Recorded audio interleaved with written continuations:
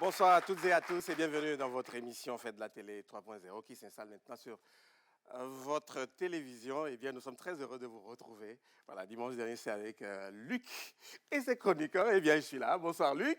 Bonsoir Armel. Bonsoir, Patience, bonsoir. Bonsoir. Et merci de vous installer dans cette émission. On va parler du phénomène des affiches immorales au feu tricolore. C'est dans quelques instants le coup de gueule de Armel, instant rire et puis la mésentente entre les femmes grossistes des légumes du grand marché de Lomé et les PAM. C'est quoi le nœud du problème? Et quelle solution? Justement, pour en parler, nous recevons dans cette émission Madame le commissaire Somia Lopocholi Kadja, directrice générale de l'EPAM.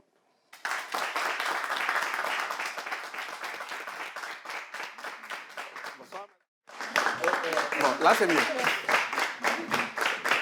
Vous allez bien? Merci beaucoup. Merci de vous installer. Voilà. Et merci aussi à tous les étudiants de Lomé Business School qui nous accompagnent dans cette émission. Mesdames et messieurs, vous vous installez. En fait, la télé 3.0 commence maintenant.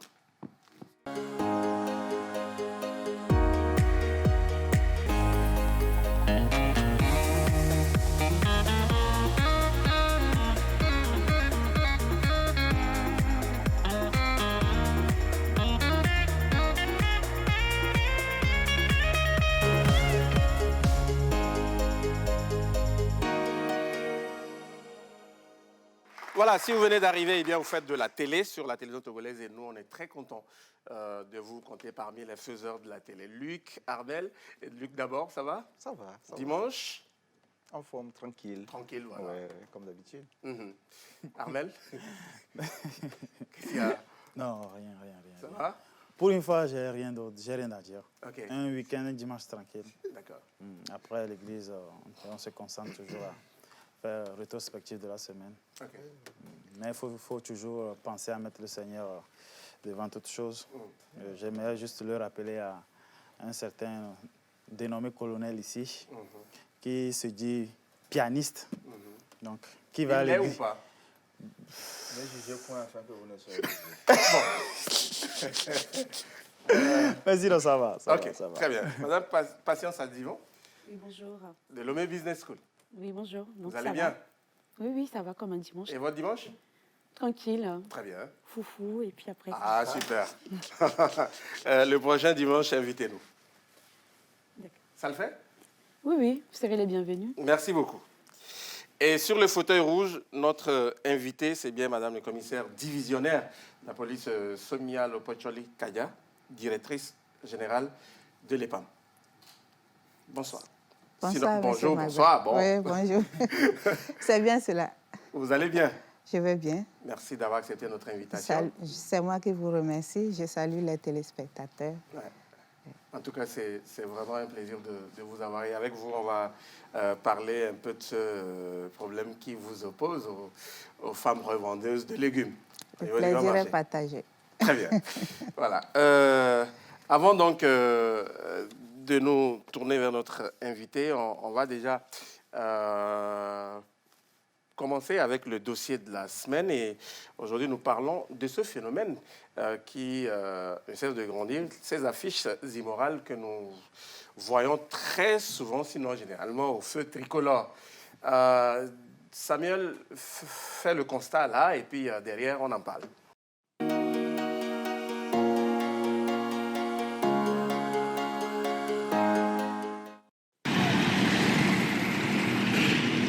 Long penny ou gros penny, des messages obscènes que l'on retrouve de plus en plus sur des affiches placardées un peu partout à Lomé et dans certaines grandes villes. À chaque grand carrefour, au niveau des feux tricolores, sur les murs et panneaux de signalisation, on retrouve ces messages choquants et immoraux avec parfois des illustrations dénuées de toute sensibilité. Il s'agit d'affiches publicitaires de format A4, pour la plupart dont l'objectif est de vendre du rêve aux plus crédules. Malheureusement, la pratique semble faire mouche. Elle séduit certains citoyens qui désirent avoir des sexes surdimensionnés, un état de fait de plus en plus inquiétant quand on recense ces néfastes retombées. En effet, les clients potentiels ignorent tout du côté obscur et les conséquences néfastes de ce phénomène immoral auquel ils sont tentés de souscrire. Par ailleurs, les auteurs de ces affiches prennent-ils vraiment en compte la loi? La liberté d'expression constitue une liberté fondamentale offerte à tous. Néanmoins, la liberté des uns finit ou commence celle des autres. Quel est l'impact sur la jeunesse et surtout les enfants dont l'esprit est encore fragile? Magloire et ses chroniqueurs en parlent. Très bien, le décor est planté, Luc. Gros, long, sexe. Des affiches comme ça, on en rencontre. Quand vous les voyez, voilà, qu'est-ce que ça vous inspire? On en rigole, mais je crois que c'est un phénomène triste. C'est un phénomène triste parce qu'en réalité, le sexe, ça reste sacré. Ce n'est pas un truc qu'on devait exposer à tout bout de champ, n'importe où, n'importe comment. Même si les affiches sont à déplorer, la seconde question qu'on se pose, c'est est-ce que ces médicaments travaillent vraiment? Et quand ça travaille vraiment, vous n'avez pas besoin de faire ce genre d'affiches pour attirer les gens. Ce sont les gens qui vont vous chercher, qui vont venir vers vous. Et même si ça travaillait, quels sont les effets secondaires que cela pourrait avoir sur l'organisme de ceux qui les utilisent? Quand le Dieu vous dote d'un sexe, c'est ce qu'il a estimé que c'est ce que vous pouvez supporter. C'est ce dont vous avez besoin. Donc pourquoi chercher forcément à rallonger ou à raccourcir ou à grossir? Au risque de porter atteinte à votre intégrité physique. Et au-delà de cela, les enfants, aujourd'hui nous avons les enfants, peut-être vous avez vos enfants dans la voiture, vous avez vos enfants sur la moto, où les enfants passent, ils lisent ce genre de trucs. Qu'est-ce qu'on leur enseigne? Moi, c'est l'aspect immoralité de la chose qui me touche le plus. Qu'est-ce qu'on leur enseigne? Et par-dessus ce constat amer que nous faisons, qui doit vraiment se rebeller contre cet état de fait, contre ce phénomène et prendre des mesures qui s'imposent pour que cela ne se répète plus. Parce que moi, ça m'attriste de voir qu'on affiche, que ce soit un bon message ou un mauvais, on n'a pas le droit d'afficher sur les panneaux de signalisation. Vu aussi de tous. Voilà. Même si c'est un bon message, on n'a pas le droit d'afficher sur les panneaux de signalisation. Qu'est-ce qui est fait derrière pour éviter ce phénomène?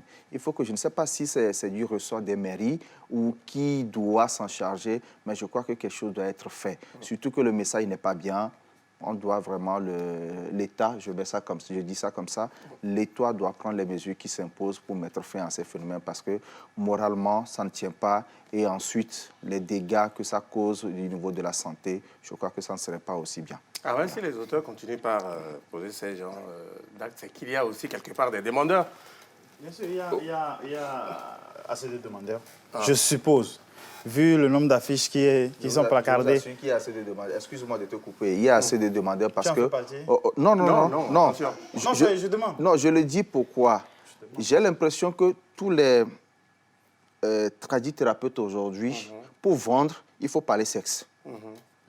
Quand vous voyez que ce soit sur les réseaux sociaux, dans les rues et tout, quand quelqu'un se promène pour vendre les produits, quand la personne t'approche, c'est pour te dire, si tu utilises ce produit, tu vas plus durer au lit. Si tu utilises ce produit, tu vas avoir un long cesse, un gros cesse et tout ça. Donc, c'est devenu une phrase ou un mot de marketing pour les gens. Ça accroche. Voilà. Et on doit dépasser cela. Bon, de toute façon, ce n'est pas seulement les tradithérapeutes. Même sur les réseaux sociaux, il y a des produits qui viennent de Chine, ainsi de suite. Mais d'abord, est-ce que ces produits marchent? Je ne sais pas.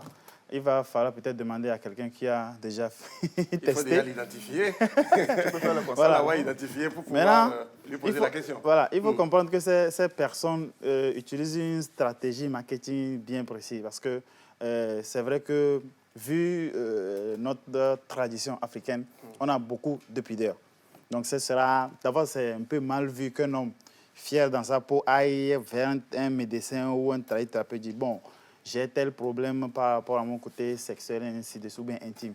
Donc, qu'est-ce que les gens font? Vous avez remarqué que c'est souvent, on met juste le mot et on laisse un numéro. Voilà, parce qu'on sait que, bon, toute personne qui appellera ce numéro, c'est juste pour ça, ce ne sera pas pour discuter. Donc, c'est une bonne stratégie. Toute personne qui vient s'arrêter au feu rouge essaiera peut-être de relever le... Pas forcément voir, exactement. Et ça ne se fait pas seulement au feu rouge. Moi, je suis tombé sur ça un jour dans les toilettes urinoirs d'une buvette. Où c'est placardé. Si, c'est placardé sur le mur. Tu viens, tu es face, tu as le message et le numéro, quoi. Donc, que tu veux ou pas, tu vas le lire.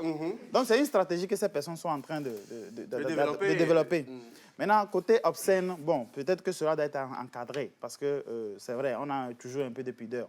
par rapport aux jeunes qui sont là, qui s'arrêtent de feu rouge, qui ont ces messages-là devant leurs yeux. Est-ce que cela peut être encadré? Je ne sais pas. Parce que ces personnes utilisent le fait qu'il n'y a pas justement d'encadrement, qu'il n'y a pas de rigueur, qu'il n'y a aucune loi précise sur ça, pour profiter, pour faire passer leur message et faire leur business. Maintenant, côté immoralité, bon, la jeunesse d'aujourd'hui, on sait qu'elle a l'esprit beaucoup plus ouvert, beaucoup plus jeune. Bon, ils ont l'esprit plus ouvert que nous en notre temps. Donc, est-ce qu'on peut... Je te rappelle que tu es jeune. Ouais. Quand tu Pas comme ceux qui sont... pas comme mes jeunes frères. Voilà, donc le mieux, est-ce que cela peut... C'est un grand problème. Est-ce que les mairies peuvent interdire cela? Est-ce qu'on peut même interdire cela? Je ne sais pas. Est-ce qu'il y a une loi? Déjà, est-ce que c'est normal d'afficher sur les panneaux de signalisation? C'est ça, moi, c'est ce que moi j'ai décrit en fait. Alors, pour moi, c'est vrai que, bon, au niveau des panneaux, de façon générale, même les feux, on sait que c'est pour éviter des accidents, pour régulariser des choses. Donc, du coup, si on affiche des messages, normalement, c'est pas bon parce qu'on déconcentre les conducteurs. Tout à fait. Donc, bon, ça, c'est un fait. Mais par contre, le sujet qu'on met là, Oui. et quel que soit le sujet... Le message qui... Je pense que pour moi, quand je passe, ça traduit plutôt la tendance de maintenant. C'est-à-dire que tout ce qui va être un peu sexe, alcool, distraction de façon générale, c'est ce qui nous intéresse aujourd'hui.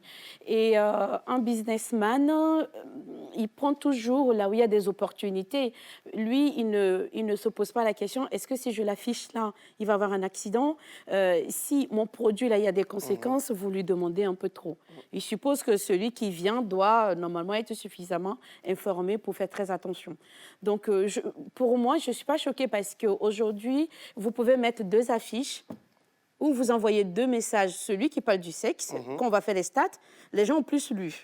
Si vous parlez d'une conférence, comme par exemple nous, le samedi, il y avait une conférence sur les femmes dans l'informatique, bon, vous aurez très peu, parce que les gens, ça ne les intéresse pas. Donc, Pourquoi justement? Pour moi, oui. c'est juste parce que je pense qu'on est de plus en plus moins ambitieux. Et parce que si vous avez si vous avez un rêve, un projet qui vous dépasse, qui vous fait peur, parce que vous avez décidé dans 5 ans d'être milliardaire, enfin vous avez dit ça, vous savez que le chemin pour y arriver, c'est de travailler dur. Bon, je pense que sexe ou pas sexe, ce n'est pas votre souci, mais vous voulez, parce que vous avez un projet clair dans votre tête. Je pense aussi que on s'intéresse plus à ces sujets parce qu'il y a plus d'autres modèles. Les modèles que les gens ont aujourd'hui, ce n'est pas vous et moi qui galérons, rentrons chez nous très tard parce que c'est difficile. Ce n'est pas les gens qui ont des difficultés à régler les factures à la fin du mois. Les gens qu'on nous montre ou qui ont l'air d'avoir réussi, c'est ceux-là justement qui peuvent se vanter d'avoir le sexe comme il faut, au bon endroit, au bon moment. Donc, c'est ceux-là qui vont passer. Donc, pour moi, ce qu'il faudra faire, c'est... on ne peut pas arrêter ça, c'est un faux problème puisque ça intéresse tout le monde. On ne peut pas lutter comme ça, mais c'est plutôt de trouver d'autres dispositifs. Et ça va commencer par la maison, les écoles, les lieux de travail, partout, où finalement les gens doivent savoir qu'on peut faire plusieurs choses que par les sexes, par exemple. C'est pas parce que si on est jeune, on peut avoir des débats de dire j'ai vu telle émission, on fait de la télé, j'ai rencontré la DG, je me demande même comment elle a fait pour être commissaire, quelle est son histoire. Ces débats-là, que les gens puissent l'avoir progressivement. Et je pense que c'est à la maison, il faut relever un peu le niveau de la population de façon générale.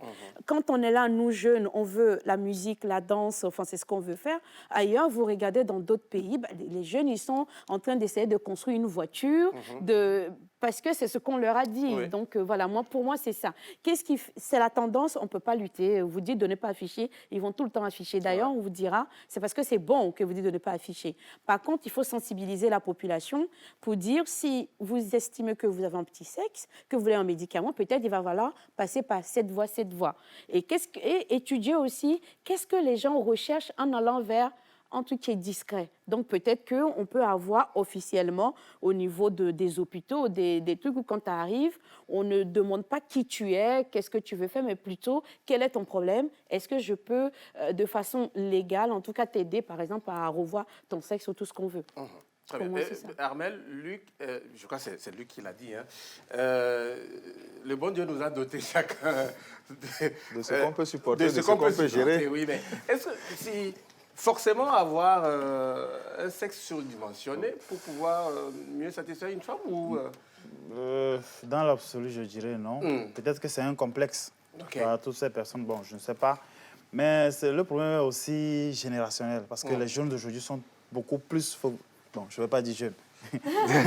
La génération aujourd'hui, Voilà. beaucoup plus focalisée sur ça. Tellement qu'on a envie de trop faire. On a envie de battre des records qui ne servent peut-être pas à rien. Tellement oui. que Qui ne ça servent devient à rien. un complexe. Donc, on est plus focalisé là. Et c'est pour ça que ce côté fait beaucoup plus vendre. Quand on prend que ce soit même dans les clips, des clips des artistes, que ce soit dans des films, ainsi de suite, des affiches, ce qui accroche, c'est ça. C'est toujours ce côté qui tend vers le sexe, la distraction. Et bon, de façon générale, comme l'a dit madame, il faut beaucoup de pédagogie pour pouvoir canaliser ces personnes, ne pas être trop concentrées là-dessus. Très bien. Madame le commissaire, ces affiches, vous en avez vu. Ouais. Déjà, est-ce que c'est possible de lutter contre? C'est effectivement possible de lutter contre. Hein. C'est possible de lutter contre. Nous sommes dans un pays de droit. Je me rappelle, il y a quelques années de cela, un ex-DGPN avait instruit tous les commissariats d'écoller, le directeur général de la police nationale, de décoller ces genres d'affiches au cours de nos patrouilles. Voilà, ces consignes avaient été données. Mais aujourd'hui, comme l'a dit madame, vous savez, les réseaux sociaux sont présents dans la vie de notre génération. Et les jeunes qui n'arrivent pas à faire un peu la part des choses peuvent être tentés d'imiter certaines pratiques. Aujourd'hui, elle a parlé de modèles, effectivement. Aujourd'hui, ce qu'on voit comme modèle, c'est sur les réseaux sociaux. Et c'est un peu la vie facile, en fait.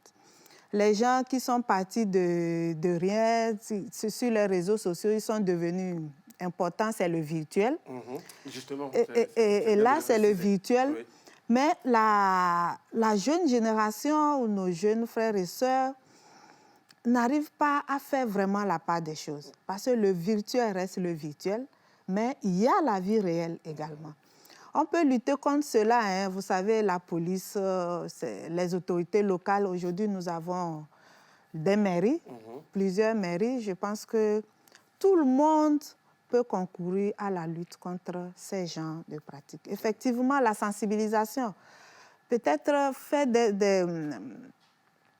sortir des messages interdisants au niveau des mairies, interdisant, si chaque maire interdisait dans son ou bien sur son territoire ces genres d'affiches.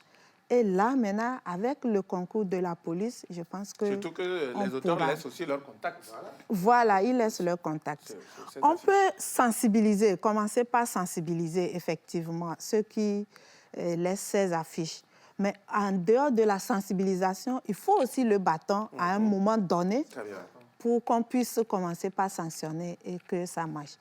En plus, je dirais que l'éducation de la génération incombe aux parents. Tout part de l'éducation dans la cellule familiale. Nous pouvons aujourd'hui nous dire, nous pouvons créer une nouvelle génération de Togolais en commençant par nous focaliser sur l'éducation de nos enfants. Tout part de la cellule familiale, comme je l'ai dit. Si tout le monde a la volonté de le faire, nous pouvons le faire. Moi, citoyen, en passant, si je vois une telle affiche, je la décolle. Personne ne viendra me demander pourquoi je l'ai décolle. Et je contribue. On peut le faire, oui. Je contribue en ce moment à lutter contre ces genres de pratiques. Je pense, comme vous avez dit, c'est un domaine, c'est un peu sensible. Bon, le sexe, c'est parce que, c'est justement, je parlais des réseaux sociaux. À cause des réseaux sociaux, aujourd'hui, le sexe est devenu un jouet. Ça fait qu'on n'arrive plus à sacraliser la chose. Ce que Dieu a créé Dieu a voulu qu'on se cache pour faire... Bon, vous voyez aujourd'hui les vidéos pornographiques avec WhatsApp et tous les réseaux sociaux, ça circule, ça passe comme ça de main en main. Je pense que c'est un peu ça la difficulté, mais tout peut partir de l'éducation dans la cellule familiale. Très bien. Bon, pour l'instant. Oui, Armel. Madame a évoqué un sujet, un côté assez important. Est-ce que si je vois ce genre d'affiches, je peux les décoller? Bon, est-ce que la loi me le permet? Je ne sais pas. Et si je le décolle, ça ne va pas trop dégénérer? Mais le côté où on parle aussi de sensibilisation, c'est assez important. Mais ces personnes, si on les interdit, par exemple, de vendre, peut-être que c'est leur activité principale. Peut-être qu'ils vivent de cela. Ah. Non, je pose la question. Je ne dis pas d'interdire. Non, j'évoque C'est le fait d'afficher cela. C'est dit comme ça. Ça choque, mais c'est comme ça que c'est dit. Nos jeunes sont là, ils le lisent. On vient de montrer, tout le monde le lit. Alors, ce n'est pas interdit. Je ne veux pas rentrer dans le sujet d'efficacité, comme l'a évoqué quelqu'un. Je ne suis pas une tradithérapeute, encore moins un médecin. Mais néanmoins, moi, c'est le fait de l'afficher comme ça, puisque c'est de ça qu'il s'agit. C'est de ça que je parlais en réalité. Sinon, on ne peut pas interdire la vente de ces genres de produits, je n'en sais rien. Parce qu'il y a des hommes qui peuvent avoir des difficultés dans ce sens. Et là, je pense que nos médecins sont là pour nous accompagner ou pour les accompagner.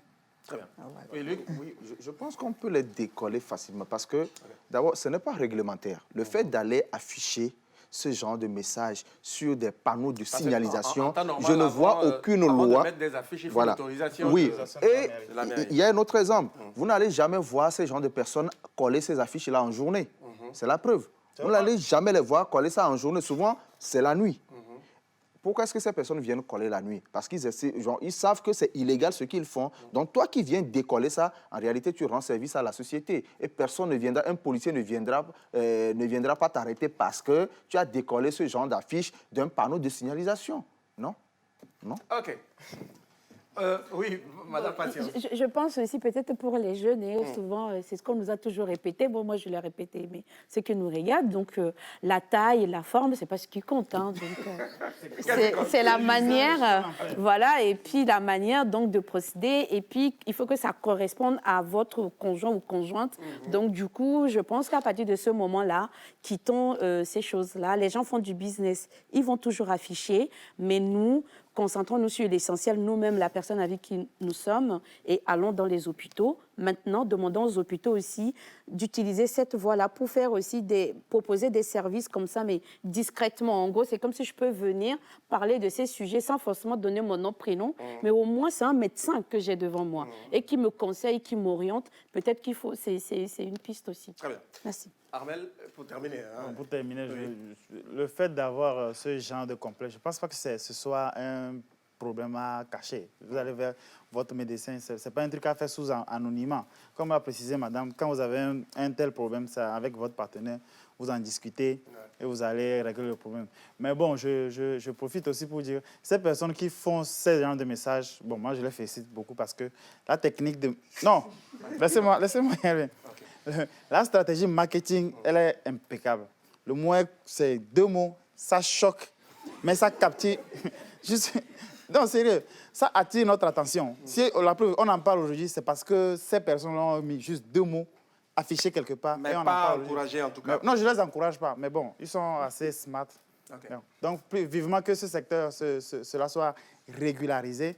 S'il faut créer un réseau quelque part pour eux, pour qu'on puisse aller. Si on peut même mettre un numéro vers où on peut appeler, demander conseil discrètement sous anonymat, pourquoi pas? D'accord. Le tien, il est comment? Non, ne dis pas.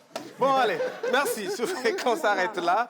Et sans transition, on va passer à une autre rubrique et je reste avec Armel, justement. Armel, le coup de gueule. Allez, on va aller des potas, oui, le coup de gueule.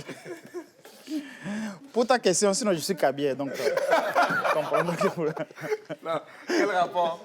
Non, bon, comprendre qui pourra. OK. Un bon cabier. Oui. Non, c'est bon, j'ai compris. Allez. Fier de sa région et de sa culture. Bon, le coup de gueule de cette semaine Oui. porte sur la décharge publique d'Agoué, qui est devenue ex-décharge parce que je suis parti aux informations, ils ont changé de localité. Ils sont maintenant à Massouhouin, il paraît, entre l'état-major et la voie qui mène vers Kégué. Voilà. Donc, oui, vers oui. Non, pas... Non. Le contournement, c'est l'ancienne. Ok. Voilà, maintenant, ils sont entre l'état-major et voilà, la réserve qui est là. Voilà. Donc, c'est un peu choquant d'abord de voir qu'on a eu à décider de mettre la décharge publique là, pile sur une grande voie qui est une grande artère assez principale où que ce soit des étrangers qui viennent. Il y a des habitations dans les... Justement, c'est là où j'avais en venir. C'est cette décharge à ciel ouvert qui se situe au beau milieu des habitations, qui est à gauche et droite. D'abord, il y a une pollution visuelle, parce que moi, chaque fois, ça me dérange de passer, de voir qu'il y a... C'est provisoire ou c'est définitif? Non, le problème, c'est que quand on a changé de site, l'ancien site est resté là comme ça. Donc, je ne sais pas encore s'il y a des mesures, des dispositions qui ont été prises, mais en saison pluvieuse, c'est vraiment un calvaire pour les riverains. Parce que d'abord, il y a... Pas du nouveau site, bien sûr. Non, de l'ancien site. Le nouveau site, je n'ai pas eu l'occasion d'aller voir. Et l'ancien site est resté là en état jusqu'à présent. Voilà, en saison pluvieuse, c'est un calvaire. Il y a une puanteur qui est en 24 heures sur 24. Maintenant, il y a certains riverains qui ont fait ce qu'on appelle communément des forages ou des puits, qui boivent cette eau-là. Et par ricochet, ça entraîne des maladies, que ce soit la diarrhée, ainsi de suite. Donc, mon coup de gueule porte sur ça. Qu'est-ce qu'il faut faire?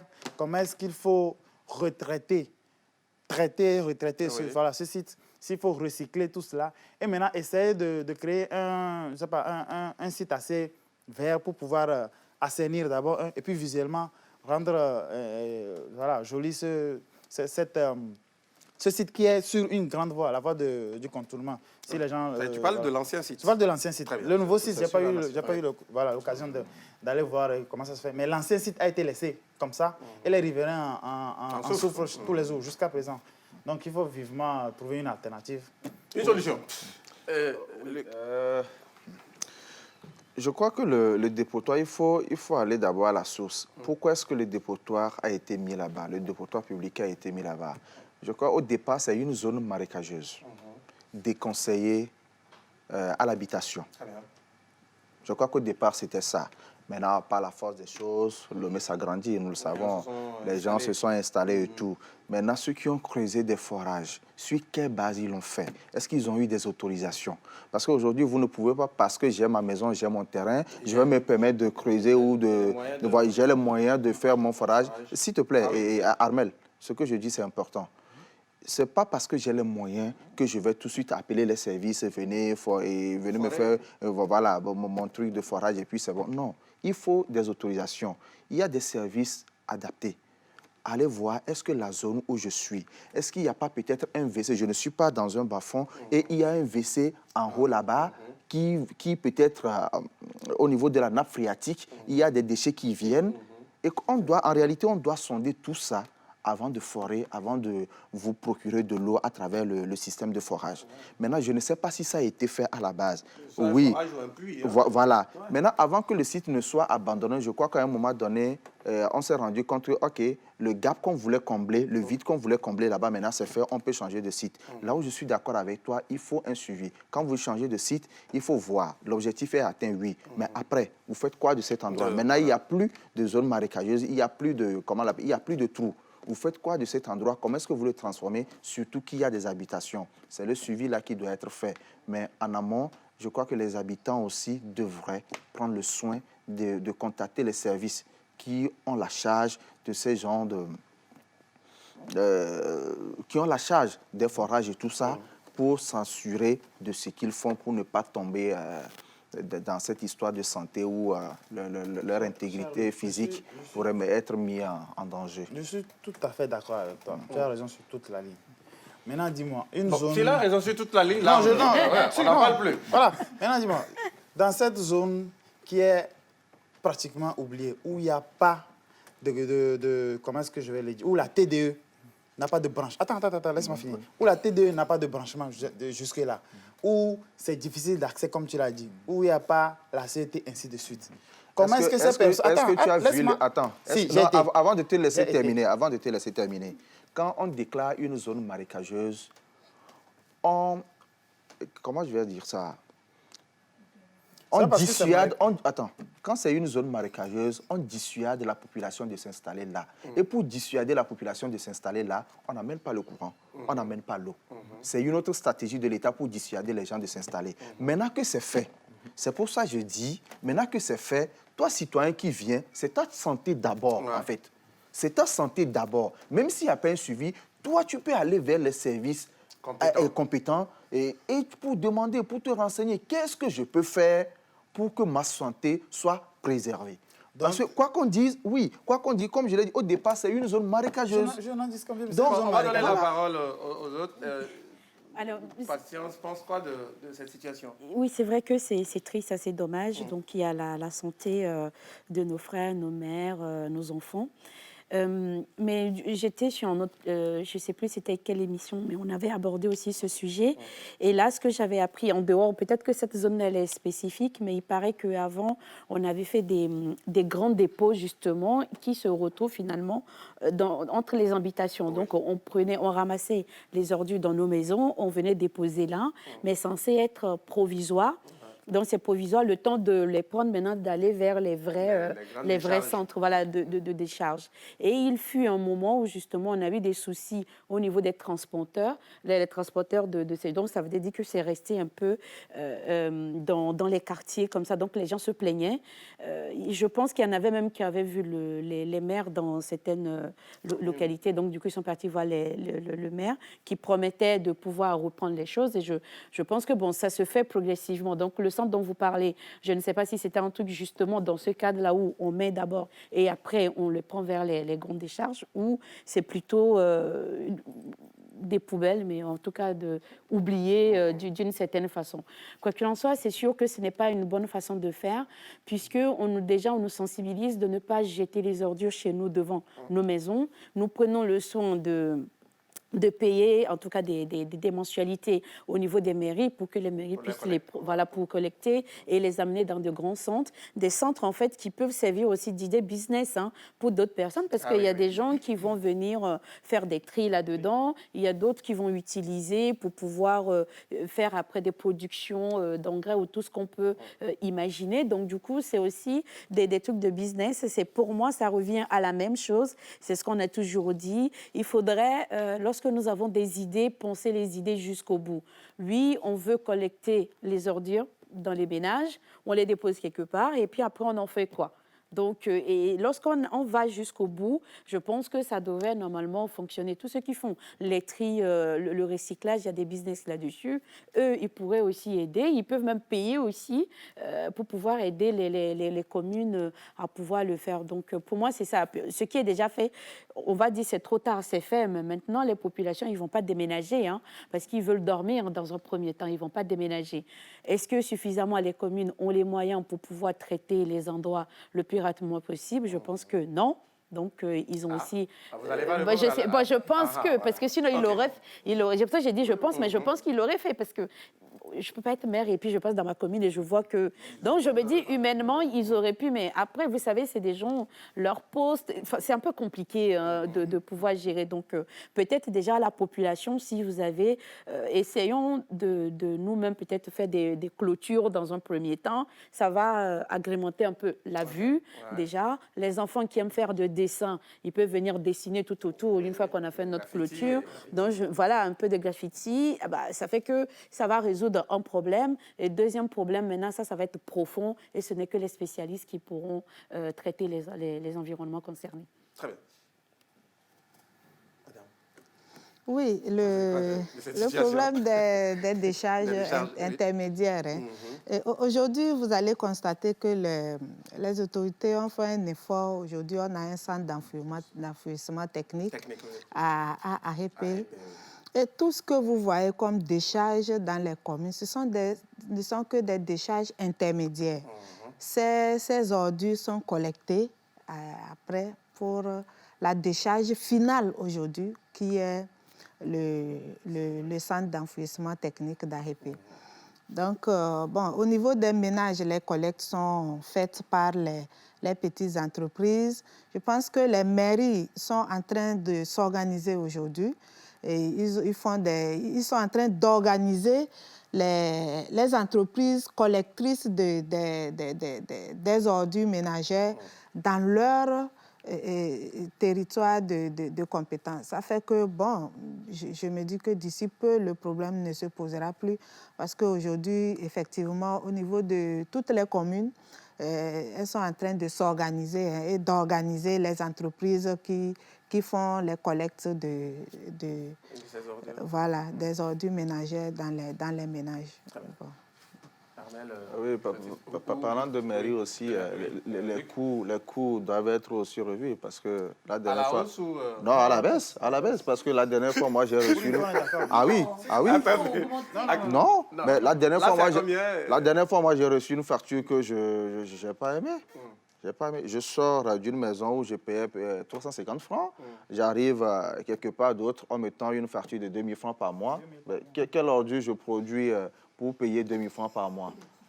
Non, ça, c'est pas sérieux.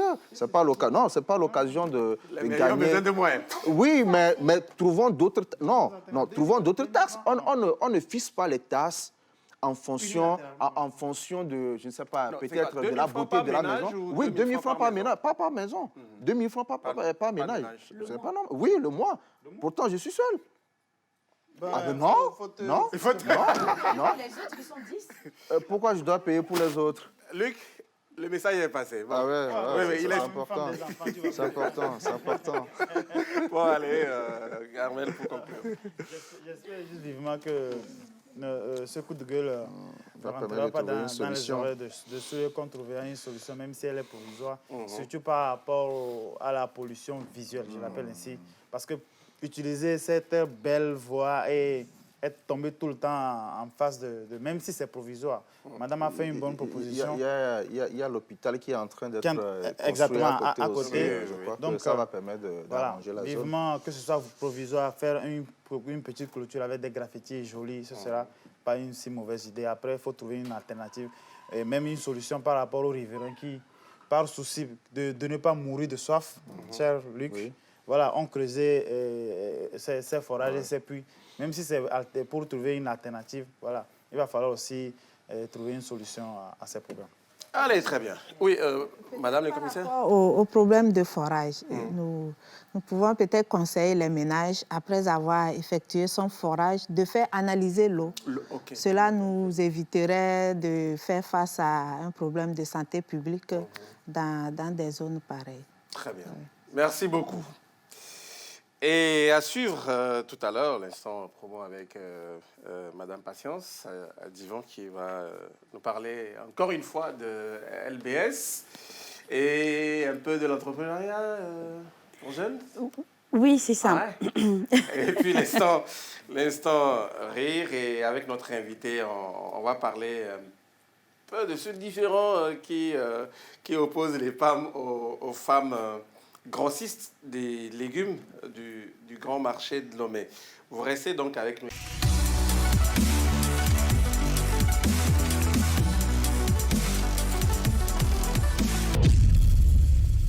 Empreinte by Zara Shop est un espace spécialement dédié à l'originalité.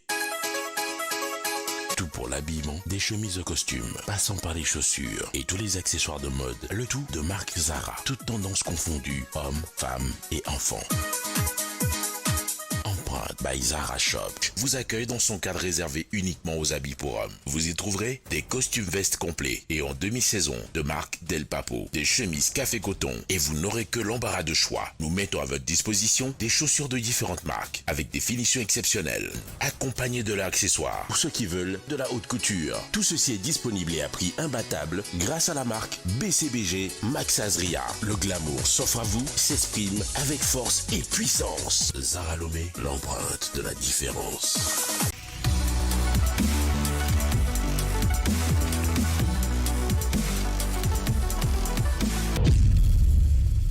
LBS, pour ceux qui nous suivent pour la toute première fois, c'est C'est la première business school du Togo, la 6e en Afrique subsaharienne. Alors c'est important, je suis togolaise et quand même il y a une seule école qui arrive à compétir dans la Coupe des Grands. On est 6e de l'Afrique subsaharienne. Donc je peux... Donc je dois toujours le répéter, hein, parce qu'au Togo, on sait aussi former les gens. Et donc, du coup, les parents qui nous regardent n'ont pas besoin de dépenser autant pour envoyer vos enfants en France, aux États-Unis, mais vous pouvez avoir l'enfant à côté et il est dans une très bonne école qui lui permettra de travailler un peu partout. Voilà. Donc, du coup, bon, on va dire Lomé Business School, c'est vrai que nous, on a une politique que nous formons pour l'emploi. Et surtout, donc, les jeunes sont tout le temps sollicités. Je vois parfois un peu trop parce qu'ils n'ont pas le temps. Lorsque nous sommes là, les jeunes doivent tout le temps réfléchir à des projets. Lorsqu'il y a une activité, moi, ça ne m'embête pas d'aménager un peu le planning pour permettre aux jeunes d'assister, parce que je suis convaincue que si ces jeunes-là veulent demain trouver un emploi, ce n'est pas tout le temps l'État qui va pouvoir les embaucher via la fonction publique. Ils peuvent aller dans le privé, ils peuvent eux-mêmes créer leur société. Mais pour que tout cela soit possible, il faut que le jeune puisse, en très peu de temps, avoir le max d'informations possibles. Donc, LBS, on va dire, c'est l'école des jeunes, hein, de ceux-là qui veulent rester, étudier, mais avoir une formation de qualité, une formation qui leur permet de pouvoir travailler partout où ils veulent. Parce qu'aujourd'hui, nos étudiants travaillent au Togo, Côte d'Ivoire, Luxembourg, France, partout. Donc, du coup, je pense que c'est l'école où il faut être. Maintenant, pourquoi je suis là aujourd'hui, c'est par rapport à ce que nous, on a contribué à faire depuis 2013. Et j'en parle parce que c'est important. C'est qu'à Lomé Business School, par exemple, on forme tous les étudiants comme si c'était des entrepreneurs. Alors, pourquoi? On se dit qu'un entrepreneur, vous savez, c'est quelqu'un qui a une vie compliquée. Compliqué parce que déjà il dort pas beaucoup, la famille un peu, mais en fait il a une priorité, il a tout le temps un objectif et son objectif c'est d'abord sa société et il travaille dur parce que si ça ne marche pas, il n'aura pas de salaire, il n'a pas de salaire, il est complètement perdu. À partir de ça, on a vu éclore ces derniers moments tout ce qui peut être comme financement pour les jeunes. On nous parle de l'entrepreneuriat des jeunes. Alors ils se jettent là-dedans.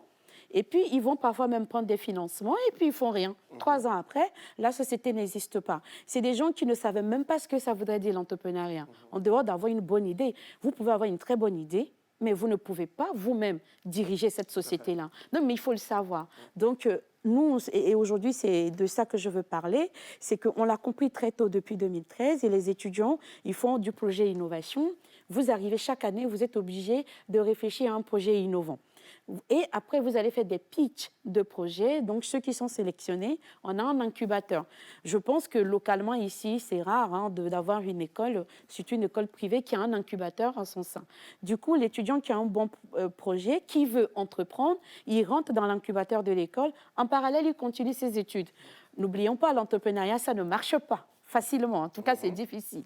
Donc, il faut que le jeune ait son diplôme classique, qui peut être dans l'informatique, parce qu'on en fait à LBS, qui peut être dans le management, donc le marketing digital, la logistique, l'audit finance. Mais en parallèle, il commence à gérer un peu une idée. Il est parti de l'idée jusqu'à ce qu'on appelle le prototype. Et dans l'incubateur, il commence à peaufiner son business plan pour pouvoir soutenir et avoir les financements, créer sa société. Ça évite le fait que, par exemple, à LBS, ils le font 3 ans. Il y a des jeunes, ils vous le diront tout de suite. L'entrepreneuriat, ce n'est pas pour moi.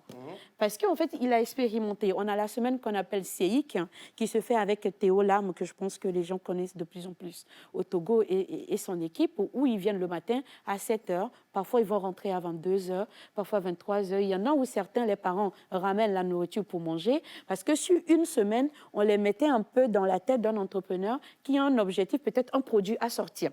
Voilà, parce que s'il ne le sort pas, au bout d'une semaine, les concurrents vont le sortir et donc, du coup, lui ne peut pas se lancer. Et nous, on le fait justement à LBS. Donc, je suis là parce que notre incubateur En interne, comme j'expliquais tout à l'heure, tous les étudiants ne veulent pas être entrepreneurs. On peut avoir de beaux projets. On a même une qui a remporté aussi une compétition au Bénin récemment avec son projet. Mais les autres étudiants, souvent, ils le font juste pour avoir des notes et ça ne les intéresse pas d'entreprendre. Ça fait que l'incubateur est un peu en sous-capacité. On a encore la capacité d'accompagner plus de personnes. Donc, on a aussi du budget et on vient aujourd'hui lancer en fait l'information que les gens nous contactent à LBS ou à sur nos sites internet. Ceux qui sont étudiants et qui sont porteurs de projets, ils pourraient justement venir à Lomé Business School, soumettre en tout cas leur projet et sous sélection peuvent intégrer l'incubateur LBS que nous appelons Crea City et ceux-là vont aussi être accompagnés pour les aider à mûrir le projet, les préparer suffisamment de telle sorte qu'ils soient prêts pour pouvoir lancer leur société. Très bien. Bien dit, Pierre. Merci beaucoup. Patience, je crois que c'est limpide. Non, c'est bon. C'est pour cette information qu'on peut Oui, oui, oui. J'ai une question. Ah, ok. Toujours dans le... C'est pas la poubelle. Non, pas rapport à la poubelle. C'est assez intéressant de voir que vous pouvez intégrer des étudiants, d'ailleurs, qui ont de bonnes idées, à les intégrer à votre incubateur. Mais maintenant, dans cet incubateur, qu'est-ce qui en ressort? Est-ce qu'après LBS, vous avez ces étudiants à trouver le financement ou bien juste les aider à mûrir et à mettre sur pied leur projet? Parce que si à la fin de cela, ils n'arrivent pas à aller au bout, à réaliser leur projet, ainsi de suite, je pense que ce sera un demi-mot échec, quoi. Donc, est-ce que vous les soutenez jusqu'à la fin, jusqu'à la réalisation de leur projet? Est-ce que vous aidez à trouver aussi des financements, ainsi de suite? Alors, on fait tout. C'est-à-dire que ça dépend des phases de projet, les étapes que vous êtes dans un projet. Quelqu'un qui a un projet qui est déjà sur le marché, par exemple, on a un alumni, donc un ancien étudiant de LBS, qui peut-être que vous connaissez, il fait du fio, il aime bien s'appeler fioman, donc les farines à base de souchet. Lui, il n'est plus à la phase amorçage. Donc, c'est quelqu'un qui a aujourd'hui besoin d'un accompagnement, mais pour décrocher du financement, pour pouvoir s'industrialiser. Et ça demande énormément de budget. Donc, vous voyez que lui aussi, il est encore dans l'incubateur. Vous avez ceux qui peuvent être dans la phase amont, donc ils ont leur idée, il faut les aider à peaufiner l'idée, réfléchir, il faut qu'ils eux-mêmes se remettent en question pour savoir s'ils veulent réellement être dans l'entrepreneuriat. On les coach, mais après, il y a la phase où il a créé la société. Quand j'ai créé ma société, elle est encore un bébé, donc il n'y a pas grand-chose, donc on va encore m'accompagner. Je le fais parce que ce n'est pas les mêmes besoins. Et à LBS, on va le faire justement avec les coachs. Et aussi, ceux qui sont dans la phase comme cet alumni-là, ils sont d'ailleurs 2, on les avait même invités parce qu'il y avait un fonds américain qui nous avait sollicité. Ils ont même fait des pitchs par rapport à ce projet-là. Donc, du coup, ils ont encore des retours à faire. Donc, du coup, oui, nous, on le fait en amont, mais selon votre besoin. C'est pour ça que je dis qu'aujourd'hui, on est un peu en sous-capacité, l'incubateur Crea City de Lomé Business School, parce qu'on peut encore aider à accompagner. Il y a des fonds qui nous sollicitent, qui veulent accompagner les jeunes. Vous savez, les jeunes, c'est la tendance aujourd'hui. Donc, tout le monde, ceux qui ont un peu d'enveloppe, ils veulent financer les jeunes et pouvoir communiquer là-dessus. C'est une chance, mais seulement, les jeunes ne sont pas encore bien préparés. Et nous, on les prépare pour que quand ça arrive, ils ne soient pas un peu laissés à lui-même, mais qu'ils puissent gérer correctement. Donc, effectivement, on le fait, on les suit et de toute façon, c'est nous notre objectif. Vous voulez bien nous rappeler juste les contacts? Les contacts, oui. Donc, c'est 91 73 44 26. Très bien. Voilà. Donc, merci beaucoup. Vous restez avec nous. Oui. Voilà, vous aussi, à la maison, vous restez avec nous. Juste une petite séquence de vidéos insolites, c'est pour rire. On est en pleine Coupe du Monde et on va faire la part belle au football. Et on va commencer avec... la toute première vidéo. Pour réussir un bon coup de tête, Luc. Ça dépend de comment le ballon est lancé ou de la passe. Ah, ça dépend de la passe. Ouais. Et puis, du centre. De votre position. Et surtout de votre position. Bon, allez, regardons ce geste. Peut-être qu'on pourra l'enseigner dans les écoles de foot. Hein. On regarde.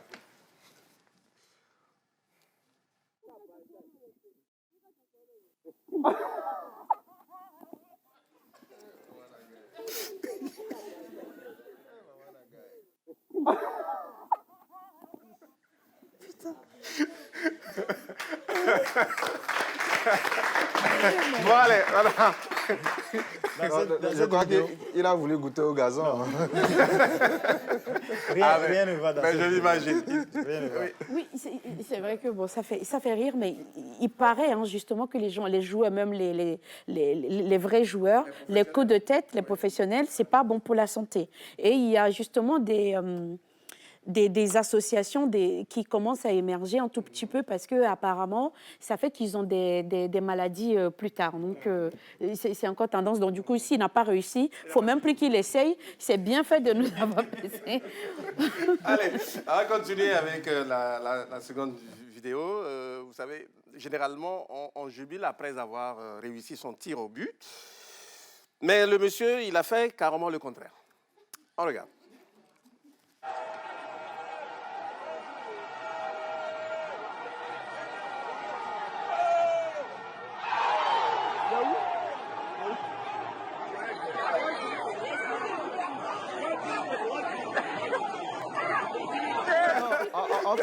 En fait, Excès de confiance. ça répond à un adage simple. Il ne faut jamais vendre la peau de l'ours avant de l'avoir tué. Oui.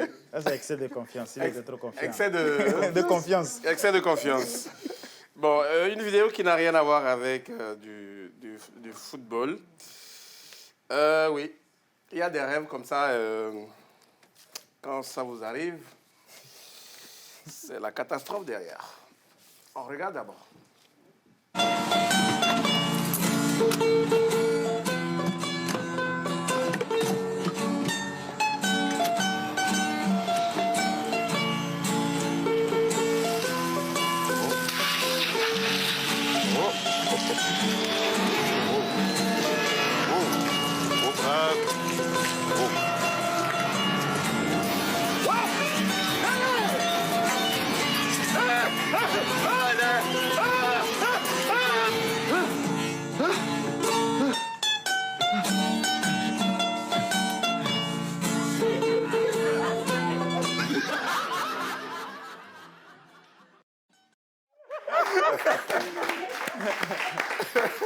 Bon, C'est bien d'avoir sa voiture, mais il faut savoir aussi se servir à la pompe.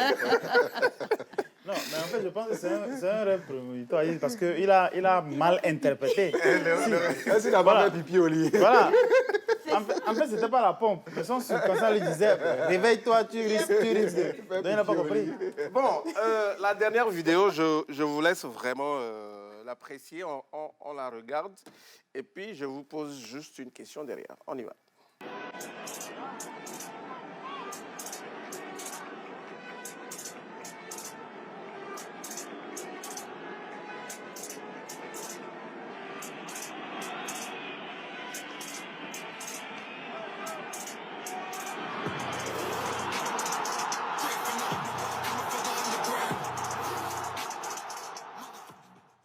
Bon. Est-ce qu'on doit lui attribuer le but? Naturellement. OK. Et après, lui, il ira remercier la femme. Ah ben, c'est comme ça. Ce n'est pour rien, on dit, derrière un grand homme, il y a toujours une grande femme. Hey. Ah oui. Madame le commissaire, de ces 4 vidéos, laquelle vous a le plus marqué? C'est une question piège. Bon, j'ai été peut-être impressionnée par celle à la station. OK. Parce que le foot, bon, c'est pas pas vraiment... trop, Voilà. D'accord. C'est celle-ci qui m'a plus Impressionné. marquée. Oui. Bon, même si le monsieur, à la fin, a mouillé son... Allez, merci beaucoup. C'était donc la séquence vidéo insolite. Juste une petite transition et on revient avec notre invité. À tout de suite. Retour sur le plateau de votre émission, en fait, de la télé 3.0, toujours avec Luc Armel, Patience Divan et Madame le commissaire divisionnaire, directrice générale de l'EPAM, qui nous fait l'honneur d'être avec nous sur ce plateau. Maintenant, nous allons parler de ce différend en tout cas qui existe entre les PAM et les grossistes des légumes au niveau du grand marché de Lomé. Madame le commissaire, déjà le 17 octobre dernier, il y a eu donc une marche de ces femmes grossistes. Est-ce que vous avez compris en tout cas leur motivation? Merci, M. Magloire. Merci de nous avoir une fois encore donné l'opportunité de nous exprimer et d'expliquer davantage à la population loméenne et celle togolaise en général. Nous avons compris, mais au même moment, nous n'avons pas compris. Parce que dans la réalisation de ce projet, l'approche a été participative. C'est un projet qui date des années 2010, 12, 13. À l'époque où l'État togolais avait reconstruit le boulevard du Mono, la route a été élargie. Donc, ça fait que le marché abattoir qui abritait le site, qui abritait les grossistes de denrées périssables, comme nous les appelons, les grossistes de tomates, d'oignons, de piments verts, de piments, de paniers qui les accompagnent, de gombo. Le marché étant, la clôture du marché a été démolie. La route étant élargie, donc le marché, le site s'est vu rétréci. Donc, il ne pouvait plus contenir les commerçants de ce secteur d'activité. Alors, sur leur propre initiative, ils ont approché la direction de l'EPAM, la directrice d'alors, pour demander de leur trouver un nouveau site. Parce que face à cette difficulté, certaines se sont retrouvées dans les rues du quartier d'Atikpoji. Oui. Je dis les pour rues... ceux qui connaissent très bien le Pour grand ceux marché. qui connaissent bien le quartier Atikpoji, les cimetières d'Atikpoji, dans les rues, vous allez voir les grossistes de tomates qui déchargent, surtout en grande saison, qui déchargent les marchandises. Donc, ils ont sollicité de la part de la directrice d'alors un nouveau site qui puisse les contenir et où ils puissent exercer tranquillement leurs activités commerciales. C'est ainsi qu'ensemble, avec la direction, ils ont commencé par chercher des sites. Un premier site à Agoué, au niveau d'Agoué Golf, qui n'a pas pu marcher. Après, une démarche a été faite vers l'ancien maire de la ville de Lomé, le contre-amiral Adénion.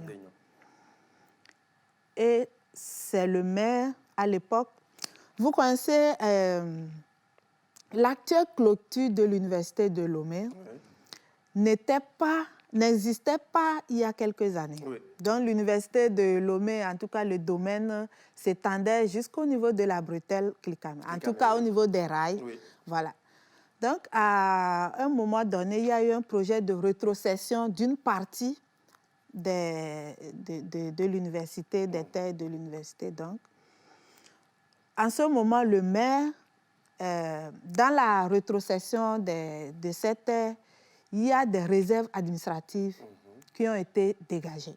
C'est ainsi que le maire d'alors a conduit la directrice d'alors et lui présenté le site de Klikame pour dire voilà la réserve que nous disposons qui puisse accueillir les grossistes de ce secteur d'activité. Alors, vous pouvez leur y construire leur marché. Et par la suite, la DG d'alors a amené les responsables des associations de ces activités. Qu'elles étaient impliquées. Elles étaient impliquées. Donc voilà, on leur a montré le site.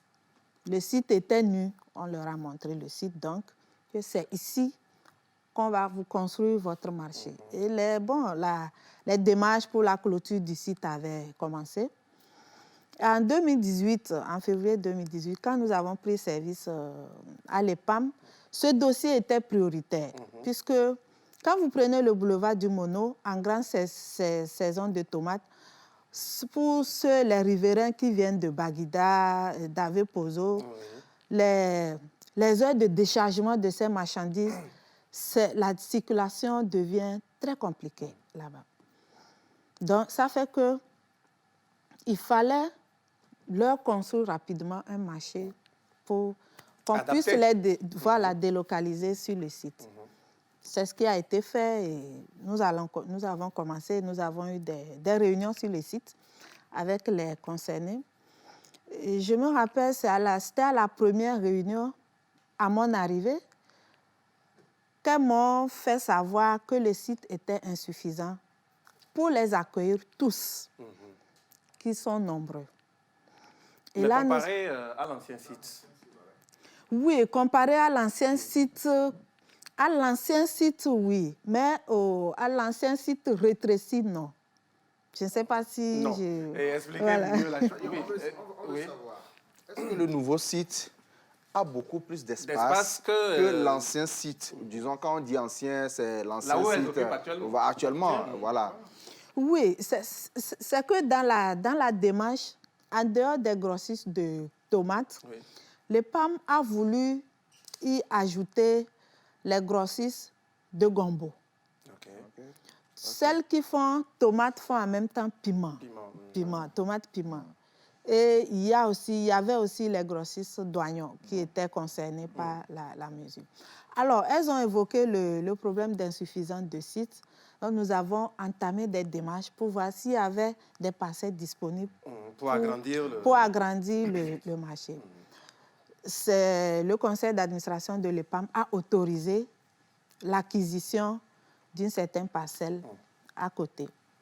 C'est ainsi que l'EPAM a acheté 10 lots, juste à côté. C'est une rue qui sépare les deux sites. 10 lots pour pouvoir agrandir le marché et pouvoir les contenir tous. C'est ce qui a été fait par la suite.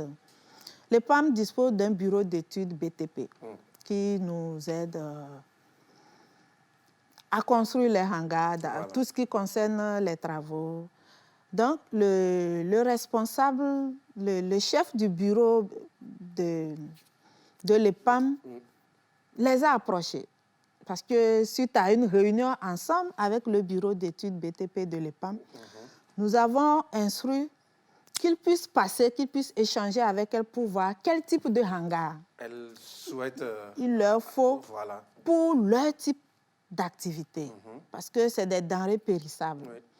C'est ainsi que les grossistes de douaniers nous ont dit à l'époque, les responsables des associations, que leurs denrées étant périssables, ils n'ont pas besoin de hangars formels qu'on a l'habitude de construire, parce que quand le sol se chauffe, les loignons, ça se pourrit vite.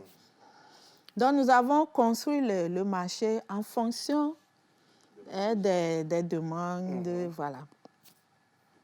Bon, nous avions prévu délocaliser ou déménager ou aménager sur notre nouveau site depuis novembre 2021. Et nous avons été approchés par certains pour dire que novembre, c'est déjà la saison. Et bon, de leur donner jusqu'au 31 décembre. Et fin janvier, nous les avons invités à une réunion, on discutait et certains ont sollicité nous sommes en pleine saison, grande saison, la saison finit fin mai. Et là, à partir du 1er juin, nous savons que c'est la fin de saison, nous allons nous reposer. Et à la grande saison, nous savons qu'en novembre, nous allons commencer dans notre nouveau marché, sur notre nouveau site. Et là, ça n'a pas été facile. Nous n'avons pas voulu parce que le marché, les hangars étaient construits en dehors de quelques problèmes. Donc, bon. Là, nous avons cédé pour dire, bon, janvier, mai, c'est bientôt. Et bon. Là, le 9 juin, nous avons convoqué une dernière réunion sur le site, sur le nouveau site, où tout le monde était là pour dire, venez voir un peu notre joyau, notre bébé à nous tous, et ensemble décidons de quelle date nous aménageons. Bon, c'est là où les gens commençaient par reculer. Bon, certains estimaient que le site était trop éloigné, que c'était dans la brousse, que c'était trop petit. Bon, déjà, dans la brousse, d'accord. Mais est-ce l'accès est quand même facile? Oui, oui, vous pouvez y faire un tour après l'émission à tout moment, je ne sais pas. Si vous prenez le carrefour L'Oméga, vous prenez, vous allez vers l'entrée ouest, c'est ça? Entrée ouest, entrée nord plutôt du campus. De l'université. Oui. Au carrefour du feu rouge L'Oméga, vous prenez, si vous venez de GTA, vous prenez à droite, vous allez voir la voie dégagée. Très bien. Dégagée. Même depuis l'entrée, vous voyez tout au fond. Bon. En réalité, avec Lomé, le Grand Lomé, nous sommes au beau milieu de la capitale. En réalité. Ce n'est plus une grosse. Enfin, c'était une manière de parler. Je pense comparativement à l'actuel site. Et peut-être qu'elles sont aussi habituées à l'ancien site. Voilà. Et bon, d'autres arguments étaient évoqués comme quoi elles avaient des clients étrangers des pays de la sous-région à qui elles ont vendu des produits à crédit. Donc, bon, un déménagement comme ça ne pouvait pas leur permettre de recouvrer leurs créances, et ainsi de suite. Donc, voilà un peu. Maintenant, à ce jour, la situation est à quel niveau? Oui, ça va. Vous Je échangez, pense que... vous discutez? Oui, nous échangeons. Nous sommes des partenaires. Nous sommes même au temps chaud ou au moment où certaines manifestaient. D'autres étaient sur le site et nous continuons d'échanger. Même celles qui manifestaient, on était toujours en échange par téléphone. Donc, bon, c'est pour dire que le dialogue n'est pas rompu. Nous sommes des partenaires, nous ne pouvons que changer, de discuter. Aujourd'hui, depuis le 20 octobre, ça va. Une séance de travail a eu lieu le 20 octobre au cabinet du ministre d'État en charge de l'administration territoriale et au vu de l'argumentation liée à la difficulté de recouvrement de leurs créances, leur a accordé un nouveau moratoire de 8 mois. Donc jusqu'au 15 juin 2023, et un PV de séance a été signé entre Maintenant, si vous dites au 8 juin 15 juin 2023. Voilà. C'est un moratoire de 8 mois. Oui, au 15 juin 2023, si rien n'est fait, qu'est-ce qui peut advenir? Bon, il faudra quand même quitter parce que... Oui, mais si elles ne quittent pas. Pas la force. Oui, non, elles quitteront. Elles quitteront. Bon, Luc. Elles quitteront. Parce que si vous allez sur le site actuellement, quand il y a un enterrement, la population a des difficultés pour avoir accès au cimetière parce que toutes les rues sont occupées par les commerçants de tomates. Et le boulevard du Mono, quand vous voyez le boulevard, qui est une route communautaire, qui est un corridor Abidjan-Lagos. Et dès que vous arrivez à Lomé, vous voyez au niveau de ce marché, franchement, quand vous prenez notre boulevard, pour une capitale, nous sommes tous d'accord qu'il faut vraiment faire quelque chose. Nous sommes tous d'accord. Parce que c'est facile d'être là, à qualifier ou à apprécier d'autres villes. Mais il faut travailler pour avoir une ville propre. Et ça fait partie des actions à mener. Très bien. Luc? Ma question, elle est simple, c'est de savoir. Au début, vous nous avez dit oui, vous les comprenez, mais en même temps, vous ne les comprenez pas. Sur quel point vous les comprenez? Oui, je les ai comprises parce que c'était plutôt la peur de l'inconnu. La peur de l'inconnu. C'est un nouveau site pour elles. Elle se pose des questions. Est-ce qu'on va vendre là-bas? Est-ce qu'il n'y aurait pas de mévente? C'est sur ce point que je les ai compris, parce que c'est la peur de l'inconnu qui les animait. cette peur-là, par rapport à cette peur, nous les avons rassurés. C'est pour cela que, quand vous avez suivi un peu ce dossier, nous avons mené une campagne de communication par rapport à ce projet. Nous les avons rassurés. Vous savez, ça dit que nous sommes dans un domaine où ces denrées sont obligatoires, où elles sont vitales. Les clients, quand ils viendront là-bas, sur le site, quand ils ne vous retrouveront pas, ils vous suivront là où vous êtes. Aujourd'hui, il y a certaines qui se sont installées sur le site. Le marché s'anime. Hein? Oui, le moratoire a été donné. Mais le marché s'anime, voilà. Parce que dès le 15 juin, le 15 octobre, certaines s'étaient installées. D'abord, la nuit du 14 au 15, elles avaient passé des commandes de tomates. Elles ont dormi elles ont passé la nuit sur le site pour attendre le marché, parce que c'est un marché de nuit. Le marché, parce que c'est un marché de grossistes, c'est un marché qui ravitaille les autres marchés du Grand Lomé, en fait. Donc, le marché s'anime aujourd'hui. Il y a certaines qui déchargent l'oignon, les tomates sur le site.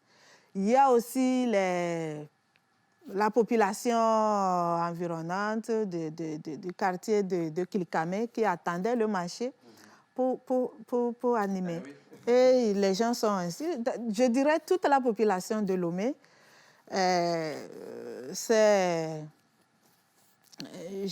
pense, a envahi le marché Kilkamé. Aujourd'hui, nous avons tellement de demandes de place dans ce marché. Alors, nous ne pouvons pas prendre tout le monde. On ne risque pas de... En tout cas, les dames de... Comment l'appelle-t-on celles à qui on a donné le moratoire. Oui, ne risquent pas de perdre leur place? Non, pas du tout. Okay. Leurs places leur sont garanties. Très bien. Amen. Ne pensez-vous pas que leur inquiétude se situe également au niveau de la situation géographique de ce nouveau site? Parce que, bon, elles se disent stratégiquement, l'ancien site est d'abord connu de tous. Pour le nouveau site, peut-être que bon nombre, la communication n'est pas... Bon nombre que ce soit des clients, pas seulement les revendeurs, que ce soit les clients, ne savent pas que ce marché est délocalisé vers... Moi, je suis passé par... Je ne savais pas que c'était le marché là qui a été délocalisé vers là. Géographiquement parlant, quand elles disent aussi entre griffes que c'est dans la bourse, ne pensez-vous pas que c'est là où se situent leurs plus grandes inquiétudes? Non, au fait, elles ont effectivement, certaines ont évoqué le fait que le marché ne soit pas au bord d'un grand boulevard. Mais franchement, est-ce que de nos jours, on doit continuer par créer des marchés au bord des boulevards et demain faire face aux mêmes difficultés? L'insécurité. Elles-mêmes, elles ne sont pas en sécurité. Il suffisait que, quand vous les voyez au bord du boulevard, vous pouvez faire un tour. Hein. Quand vous les voyez comme ça, je touche du bois. Il suffit qu'un camion déraille. Bon, je ne le souhaite pas, mais ça s'est passé dans certains pays voisins. Donc, vous comprenez, nous nous soucions aussi de leur sécurité. Nous avons discuté de tout ça. L'actuel site n'est pas vraiment un marché parce qu'elles sont dans les rues. Et elles sont exposées... actuellement. Oui, elles sont exposées aux intempéries parce que dans les rues, nous ne pouvons pas leur construire des hangars pour qu'elles soient à l'abri des intempéries. Mais par contre, à un lieu comme ça, où elles ont leur emplacement, on peut leur construire tout ce qu'elles voudraient comme abri. Et elles seront protégées contre les intempéries. Et quel autre avantage oui, offre le site, en tout cas le nouveau? Oui, il y a un poste de police qui a été créé par la Direction générale de la police nationale. Il y a un poste de police sur le site pour la sécurisation du site, pour la sécurisation des commerçants et de leurs marchandises.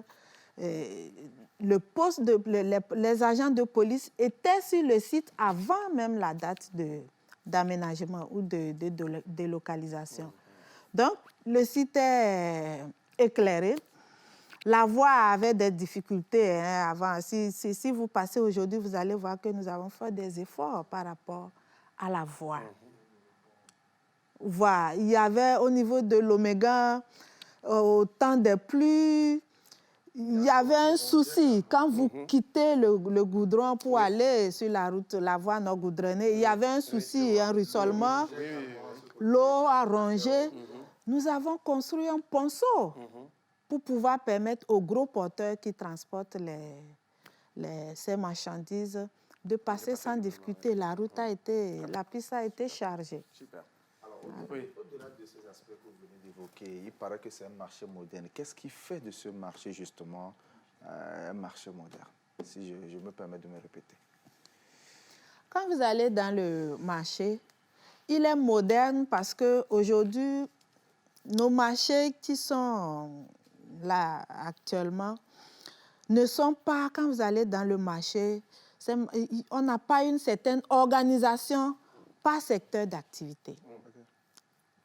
Donc, dans ce marché, nous faisons des efforts d'organiser les gens par secteur d'activité. Quand vous allez sur le site, vous allez voir un hangar dédié aux revendeuses de repas. Il y a un hangar dédié aux revendeurs d'alimentation, ainsi de suite. Grossistes d'ail, tomates, épices, nous les avons organisés. Le marché, quand vous rentrez sur le premier site, il est pavé. Il est pavé. Mais comparativement à l'actuel site, vous connaissez les deux sites. Si vous connaissez les deux sites, bon, je pense que vous posez peut-être la question pour voilà. Le téléspectateur. pour le téléspectateur. Et nous avons un projet de construire ce marché en hauteur. Vous savez, aujourd'hui, nous ne disposons plus d'espace pour construire nos marchés horizontalement. Donc, nous avons un projet de le construire en hauteur. Et à la longue, nous aurons à classer les secteurs d'activité. Certains secteurs, voilà, marchandises seront en bas et d'autres au premier, ainsi de suite. Donc, voilà un peu le projet que nous avons pour ce marché. Nous le voulons modèle. Nous ne sommes qu'à notre début et voilà. Patience, peut-être réaction, oui. Félicitations déjà avec tout ce que j'entends là. Je trouve que c'est très super de pouvoir trouver des endroits, de faire en sorte que ce soit plus adapté à nos temps aujourd'hui. Donc, bravo. Et je pense que c'est aussi un grand projet et c'est normal. Comme tout grand projet, la conduite du changement, c'est ce qui fait marcher un projet ou pas. Et c'est ce que vous avez eu.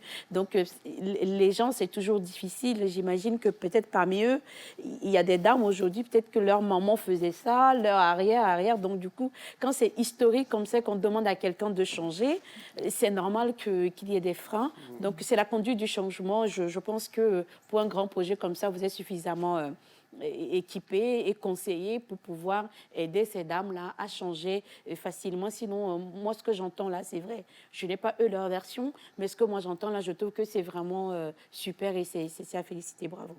Merci beaucoup. Oui, une dernière. Voilà. Par rapport à cela, je me dis, la manière dont vous nous avez expliqué le projet, la conception jusqu'à la réalisation, on a l'impression que tout est nickel, tout est clair. Il n'y a pas de raison qu'il y ait des mésententes. Est-ce qu'à votre niveau, vous n'avez pas l'impression qu'il y a eu, à un moment donné, un manque de pédagogie envers ces dames-là? Que vous avez communiqué, mais en réalité, l'information ne passait pas. Peut-être. Peut-être. Je ne peux pas dire que tout a été à 100% une réussite de notre part. Nous avons peut-être fauté quelque part, peut-être. Mais, comme je vous l'ai dit en tout début, le processus ou l'approche a été participative. C'est vrai que certains ont évoqué le motif de ne pas être au courant, de ne pas être informé. Et pourtant, nous avons eu des réunions ensemble. On se connaît comme ça. De 2013, peut-être qu'entre-temps, les Non, revendeuses... 2013, ont oui. changé.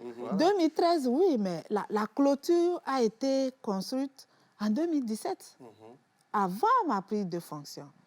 Et là, la toute première réunion avec les animateurs de ce secteur d'activité, c'était sur le site justement. Pour voir, moi je viens d'arriver, voilà, comment vous pensez qu'on puisse faire au fur et à mesure qu'on évoluait. Dites-nous ce que vous voulez. Je sais qu'il y a certains, par rapport aux projets sociaux, parfois c'est un peu difficile de vouloir faire du bien à quelqu'un sans vraiment, après être surpris, voilà, un peu. Donc c'est pour cela que nous avons voulu qu'elle puisse participer, qu'elle puisse nous dire ce qu'elle voudrait. Bon, peut-être qu'il y a eu des incompréhensions, mais moi, je me suis juste dit que c'était la peur de la mévente. Vous savez, les commerçants n'aiment pas être bousculés. Parce que, bon, peut-être être bousculés dans leur... Nous ne voulons pas sortir de notre lieu de confort. Bon, on s'est dit que... Alors que peut-être ce nouveau site devait leur être plus favorable. Peut-être, et vous avez plus dit. rentable. Bon, allez. Oui, je le dis parce que je je ne suis qu'une humaine. Oui. Voilà, c'est pour ça que je mets le peut-être. Mais quoi qu'on dise, les clients ne peuvent que suivre les commerçants. Voilà, parce que la demande est là. Oui. Oui. Ouais. Merci beaucoup, madame. On arrive au terme de notre entretien. Et par quel message vous souhaiteriez de conclure? Je voudrais déjà vous remercier une fois de plus. Merci beaucoup. Je voudrais, dans un premier temps, dire qu'il y a eu un consensus. Et nos partenaires savent qu'on en a jusqu'au 15 juin pour rejoindre. De notre côté, ce qui concerne nos engagements, pour compléter, il faudrait actuellement, les PAM doivent électrifier ou renforcer l'électrification de la voie depuis l'Oméga jusqu'au marché. Nous sommes engagés à le faire. Donc, je voudrais enfin inviter la population du Grand Lomé et du Togo à venir animer le marché Klikame. Le marché s'anime, les grossistes d'Ignam nous ont rejoints.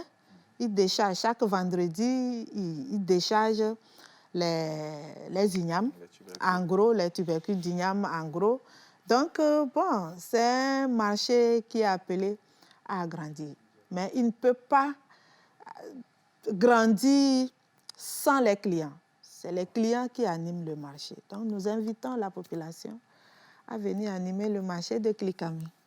Merci.